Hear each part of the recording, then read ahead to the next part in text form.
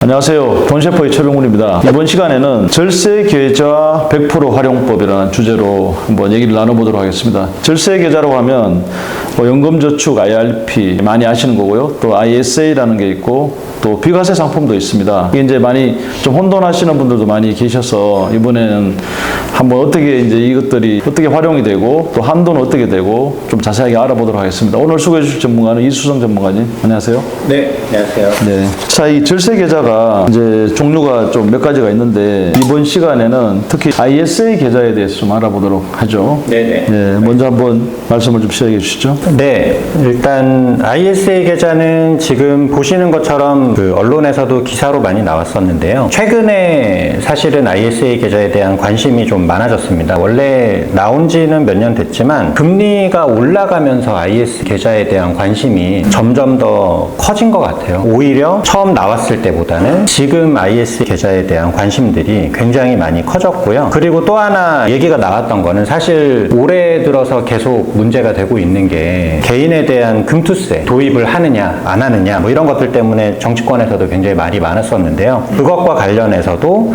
ISA 계좌를 금융소득 종합과세자도 가입을 가능하게 해줄 거냐 뭐 이런 얘기도 지금 계속 논의 중이고요. 그 다음에 뭐 납입 한도도 2천만 원이 아니고 4천만 원까지 늘려주자 뭐 이런 얘기도 많이 나오고 있어서 지금 주변에 ISA 계좌에 대한 관심이 많으신 것으로 저희도 파악을 하고 있습니다. 이 ISA 계좌가 도대체 어떤 계좌입니까? 일반인들이 많이 좀 인식하고는 있는 것 같은데 네네.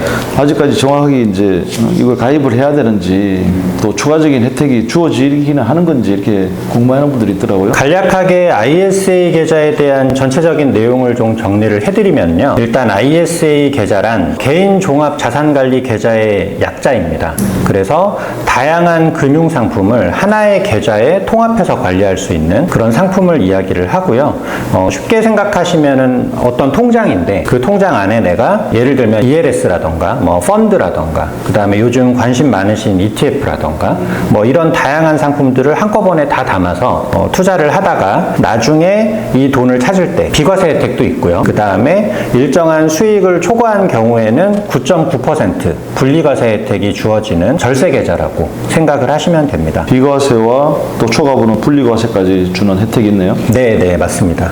그래서 아까 초반에도 말씀드렸다시피 금리가 올라가면서 ISA 계좌에 대한 관심이 커졌다라고 말씀을 드렸는데 뭐 최근에 은행 같은데 예금을 좀 많이 가입을 하고 계신 분들은 사실은 이게 금융소득 종합과세 대상이 되는 게 아닌가에 대한 좀 고민이 많으신 분들이 있으세요. 그래서 이제 종합과세 되면은 뭐 건강보험료 더 내야 된다고 하고 그러다 보니까 이거를 안전하게 은행에 맡겨놓고 이자를 많이 받는 것도 좋기는 한데 나는 세금을 좀 많이 낼 것 같다. 건강보험료를 좀 더 낼 것 같다. 뭐 이런 것들 때문에 이 세금이나 건강보험료를 아낄 수 있는 방법이 없을까 찾다 보니까 각 금융회사들이 그러시면 ISA 계좌를 활용하시면 그런 소득세나 건강보험료를 아끼실 수 있습니다. 이렇게 해서 관심을 많이 가지고 계신 거죠. 그럼 이 계좌를 은행과 정권에서 다 틀 수가 있습니까? 금융회사에다가 가입을 하실 수는 있는데 보통은 증권사에서 많이들 하세요. 왜냐하면 뭐 최근에 사실은 미국 주식에 대한 투자도 관심이 굉장히 많이 커졌잖아요. 그래서 그런 것들을 ETF로 이제 투자를 하시는 경우에 이제 세금을 뭐 15.4% 일단 과세를 하고 그 다음에 수익이 2천만 원 늘어나면은 그 초과된 거에 대해서는 다른 소득이랑 합산을 해서 종합과세를 하는데 투자를 하다 보니까 점점 금액이 커지는 거죠. 그래서 세금을 절세할 겸 ISA 계좌를 통해서 투자를 하는 경우도 굉장히 많아졌다. 이렇게 보실 수 있습니다. 가입 자격하고 네. 또 한번 말씀해 주시죠.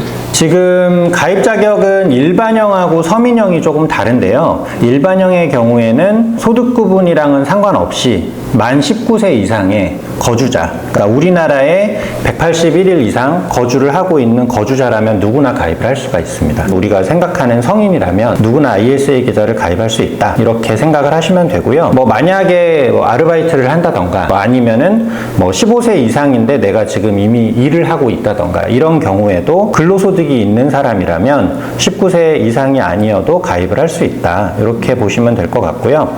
서민형 같은 경우에는 소득이 직전 연도 기준으로 근로소득 기준으로 5천만 원 이하 또는 이제 근로소득이 아닌 종합소득자가 있으시잖아요. 자영업이라던가. 그래서 그런 경우에는 종합소득은 3,800만 원 이하인 경우에는 서민형으로 가입이 가능합니다. 그래서 의무가입 기간이라고 해서 이 ISA 계좌를 만들고 나서 3년이 지나기 전에 만약에 계좌를 해지하시거나 아니면은 수익에 이익이 발생한 부분을 인출하시거나 이러면 이제 뭐 비과세나 분리과세 혜택을 받으실 수 없고요. 3년이 지나면 그때는 뭐 전체 다 해지하시거나 인출을 하셨을 때 200만 원 수익까지는 비과세, 그리고 서민형 같은 경우에는 그 비과세 한도가 400만 원까지 늘어나게 되어 있습니다. 그래서 서민형 같은 경우에는 이제 소득을 확인해야 되기 때문에 소득 확인 증명서를 떼서 뭐 국세청 홈택스 같은 데 가시면은 발급 받으실 수 있거든요. 그런 것들을 발급 받아서 증권사 같은 곳에 제출을 하시면 서민형으로 가입을 하실 수도 있습니다. 주의하실 점이 만약에 2024년 기준으로 뭐 23, 22, 21년도 요 3년 중에 한 번이라도 금융소득 종합과세 대상이었던 분은 ISA 계좌를 가입하실 수가 없습니다. 그리고 만약에 금융소득 종합과세자가 아니었어도 가입을 했는데 이제 3년 지나서 내가 가입일을 연장하겠다. 연장을 할 수도 있거든요. 근데 그 연장일이 속한 날을 기준으로 해서 그 직전 3년에도 금융소득 종합과세 대상자였다. 그러면은 연장이 불가능하게 되겠습니다. 자, 그리고 ISA 손익통산 효과 또 준비해 주셨는데 한 말씀 해주십시오. 이거는 사실 나한테 무슨 이익인지 잘 모르겠다 이렇게 말씀하시는 분들이 있으세요. 그런데 ISA 계좌 같은 경우에는 보통은 지금 중개형으로 많이 가입을 하고 계시거든요. 그 중개형 ISA를 가입을 하시면 국내 주식에 대해서 직접 투자를 하실 수 있습니다. 그러면 뭐 최근에 관심이 많았던 하이닉스라던가 뭐 삼성전자라던가 이렇게 많은 사람들이 주식 투자를 하시다 보면은 국내 주식을 한두 개 정도는 가지고 계신 경우가 많은데, 예를 들어서 ISA를 가입 안 하고 증권사 주식 계좌에 삼성전자를 투자를 하고 그 다음에 은행에 만약에 내가 예금이 있다 라고 하면 은행 예금에서 이자 나오는 거는 이자소득세를 다 15.4%를 떼죠. 그리고 혹시라도 손실을 봤다 그러면은 손해도 입으셔야 되는 거잖아요.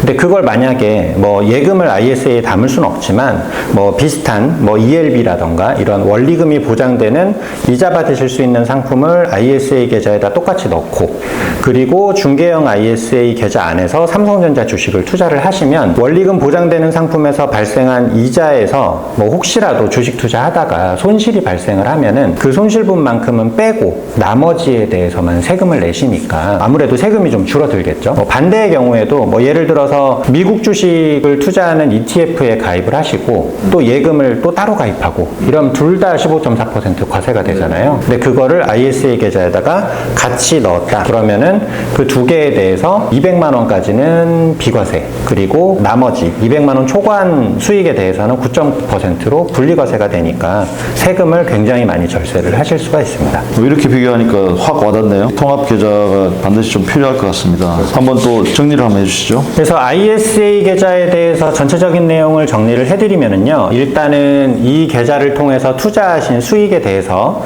일반형은 200만 원, 그리고 서민형에 대해서는 400만 원까지는 비과세 혜택이 있고요.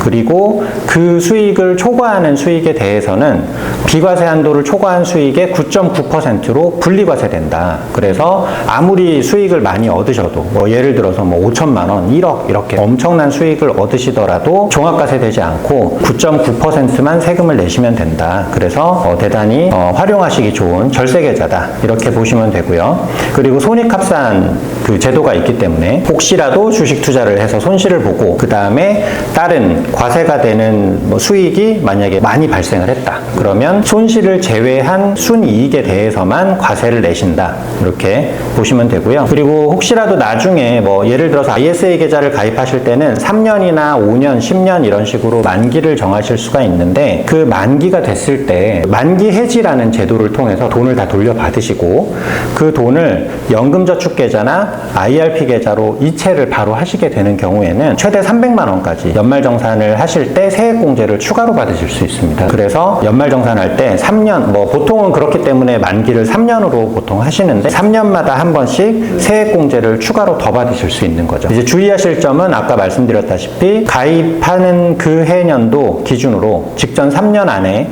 금융소득 종합과세 대상자였다. 그러면 ISA 계좌는 가입이 안 된다. 그래서 만약에 내가 뭐 예금이 많아서 금융소득 종합과세가 될 것 같다. 그러면 하루라도 빨리 ISA 계좌를 가입하시는 게 훨씬 유리하다. 이렇게 정리할 수 있습니다. 금융소득 종합과세 되는 분의 가장 흔한 경우가 어떤 경우예요? 이자소득이에요? 그렇죠. 요즘 같은 경우에 사실은 한 2, 3년 전만 해도 예금 금리가 뭐 2%, 뭐 1%대 막 이러다 보니까 예금들 잘 가입을 안 하셨거든요. 그런데 최근에 코로나 이후에 이제 은행 금리가 막 3%대, 4%대, 심지어는 특판 예금이라고 5%대 막 신나서 가입하신 분들이 있으세요. 그런데 2천만 원이라고 생각하시면 4% 기준으로 하면은 5억이거든요.